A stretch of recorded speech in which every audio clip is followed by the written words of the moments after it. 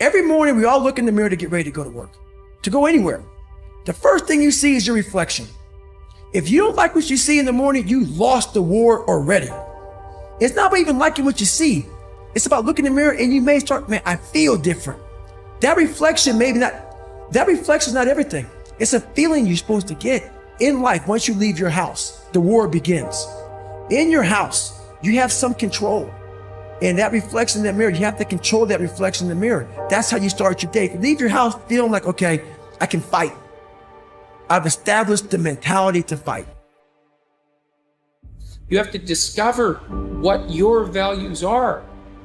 It's part of the reason why I think that you need to tell the truth, because you're forced to negotiate with yourself to operate properly in the world. And if you've warped yourself, let's say, or some elements of yourself by engaging in self-deception and lies, and you're not now, because of that, you're not who you could be, and you don't live in the world as you should live in it, then when you discuss with yourself what your value should be, it will be as if you're discussing it with someone that you can't trust.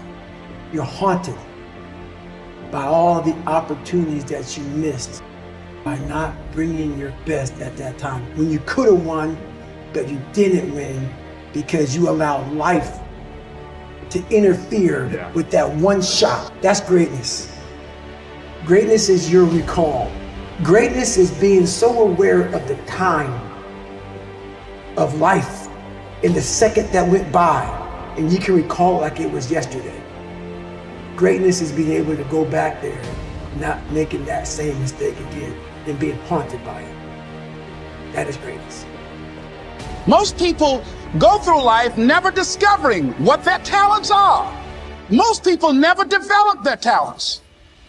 They have skills and abilities, but if you don't nurture them, if you don't develop them, they will never serve you. Your gifts can take you many places if you develop your gifts. The best gifts come from the bottom. I value myself enough to give 120% or don't do it. And that if you decide that my life deserves my developing this what I do well. Why are you only giving 50%? What's wrong with you? I grant you that if you begin to work to develop your gifts, you'll develop a strong sense of happiness. You'll get a larger vision of yourself, because part of beginning to get a larger vision of yourself, all of us need some area of our lives where we can have a feeling of competence. When other folk are having a good time, you've got to have the strength of character. Rise up, people. Rise up with a full heart. Rise up with an understanding. Rise up from the excuses. Rise up with the willpower. And understand that it's up to you to make a difference. People want to feel that the effort that they're exerting actually are moving somewhere. And so successful measurement, successful recognition is not just for the steps you take. It's not just for the effort. It's that the effort you exerted moved us closer to where we're trying to get to. And that get to should be some crazy ideal. The magnitude of the reward you experience as you're moving towards a goal is proportionate to the importance of the goal. So that means the more important the goal you pick, the more possibility there is for that is life affirming. Don't really want to get up and get out of bed. I get up and get out of bed. I don't really want to work out. I work out. I really don't want to hammer on a project. I hammer on the project. Now, as an overall rule, I do not like procrastination. You need to get things done. What's that thing for you? That thing you've been wanting to do for a while now? Have you done it? No? Well, I'm just here with a friendly reminder that nobody will do it for you. If you're waiting for others to share the same convictions as you before you act on it, you'll be waiting for a very long time. Time that will render your desires to act on your dreams useless if you keep putting it off. Stop waiting on other people or the perfect conditions in order to start something. That passion you want to pursue, the longer you think about it without doing, the more you get used to inaction. And the more you get used to inaction, the easier it is for the dream you once had to slip out of your hands. So sacrifice for what you want before what you want becomes a sacrifice. don't have time to regret. We move on because we are acceptable for what we are, not who we think we should be. I'm accepted in myself by what I am, but not as I think I should be, because that's a lie. You can use your sense of meaning to calibrate your progress through life. But there's rules. You have to aim at the highest possible good that you can conceive. Start by aiming at the star you can see rather than the dimmer one that you can't yet perceive. People that are hungry are willing to do the things today others won't do in order to have the things tomorrow others won't have.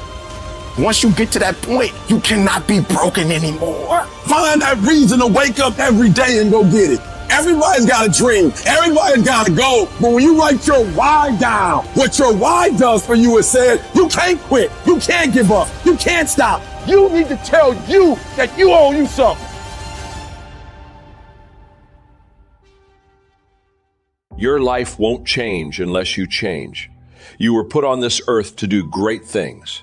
I strongly believe that all of us were put here to uplift ourselves and others and experience joy every single day of our lives. I think many of us have gotten distracted by the many perceived problems of the world. And in doing so, we have taken our focus away from the positive possibilities. We can't discover solutions by focusing on problems. And so it comes down to one thing. We must choose to direct our energy towards positive outcomes. It's the only way to create positive results. As you gain new experiences and continue to focus on improving yourself, you will slowly evolve into a greater version of yourself. However, this process never stops. There is no end to your growth. It is important to avoid viewing your efforts as a means to an end, because that will make it very difficult for you to enjoy the process called life. Having a destination in mind is very important, but try to see that destination as a stepping stone rather than a final destination. The good news is that life does get easier as long as you continually force yourself to improve. There will come a time when it will seem as if your efforts have culminated to a final resting place that I like to call self-reliance, but it is actually just the place where things become effortless and every moment becomes a joy. This is the state that I have been referring to as extreme confidence. It is not a cocky, arrogant way of being, but rather a state of needing nothing. This is what we all desire, whether we consciously know it or not. Self-reliance is something achieved by very few, but it is the mark of true confidence.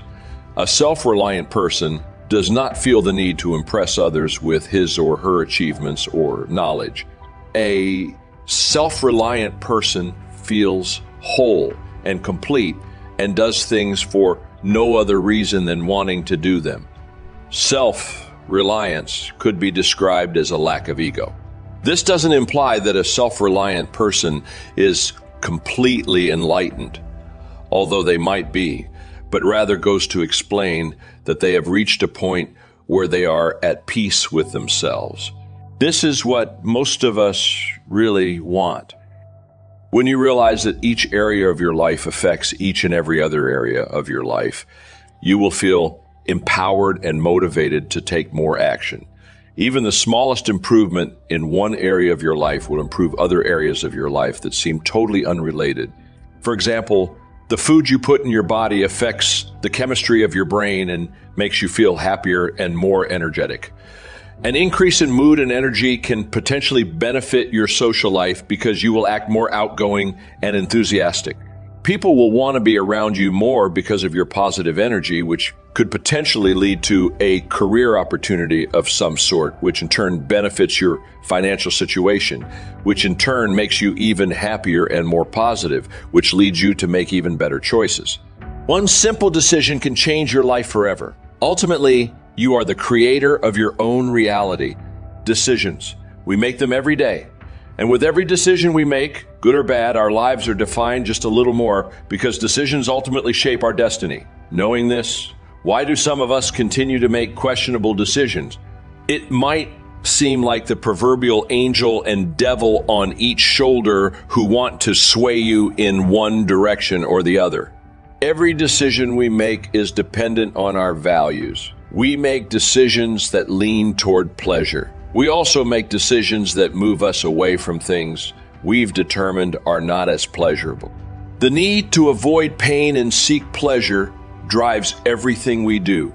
People will do more to avoid pain than they will do to gain pleasure. What lengths will we go to? It all depends on our standards and our focus. Better decision making begins with self-awareness, the ability to identify and express our emotions and thoughts. Learning what drives our decisions is the first step toward total control of our emotions and lives. There are 3 surprising factors that drive all the decisions we make. What you focus on, you feel, and it's what drives decision making like nothing else can. Will you make decisions out of fear or out of positivity, hope, and love? Will you focus on the past and let it define you, or will you let it go? Every moment of our lives, we're answering 3 crucial questions. The first question is, what are you going to focus on? Do you focus on what you can control or what you can't control? To engage in better decision making, we must shift our focus to what we can control. Do you focus more on things from the past, present, or future? To enjoy the moment and build an extraordinary future, you must balance between present and future, but let go of the past. The second question is, what meaning will you give to this experience? Is this the end or the beginning? Is this a punishment or a gift? Meaning is everything. And it defines the third question. What am I going to do with this experience? If you think you're being punished, you're going to react in a different way than if you're seeing it as a gift. You are the architect of your life, and the way you choose to experience that life is what drives your decisions. Many people think that what drives decision making is a matter of self-control, but studies have shown that self-control is either hardwired or it's not, and it can be depleted. Therefore, self-control is not as reliable as our standards. Higher standards lead to better decision-making. Raise your standards or make a shift in your beliefs and values, and then you will make the right choices. When you have a decision, whether it's straightforward or complicated, you often know what the correct choice is, but what option do you choose? The difference between 2 people who make opposite decisions in any given scenario is their own standards. To write that report, grab that cookie, or not. It's all dependent on how high your standards are. Ultimately, what drives decision-making is also linked to the level of hunger you have. Achievers, those people who are determined to succeed, have a hunger for success, and as such will make better decisions because their standards are so high. It's not self-control, it's their high standards that push them forward. Achievers use failure to push through instead of letting it push them down. Someone on the other end of the spectrum might blame their failures on lack of self-control, but they don't have the hunger or the high level of values to push through. However, these values can be learned. Raising your standards, values, or beliefs is not as hard as it may seem. Did you ever think about where your values come from? They come from other people. It's said that we take a little piece of everyone we have in our lives. You decided to keep the values and standards of various people you like, unconsciously modeling them and rejecting the values you didn't like. Decisions shape destiny. And right now, you may have a set of standards that isn't working for you. You can change them by consciously evaluating what drives your decisions, keeping what works and getting rid of what doesn't.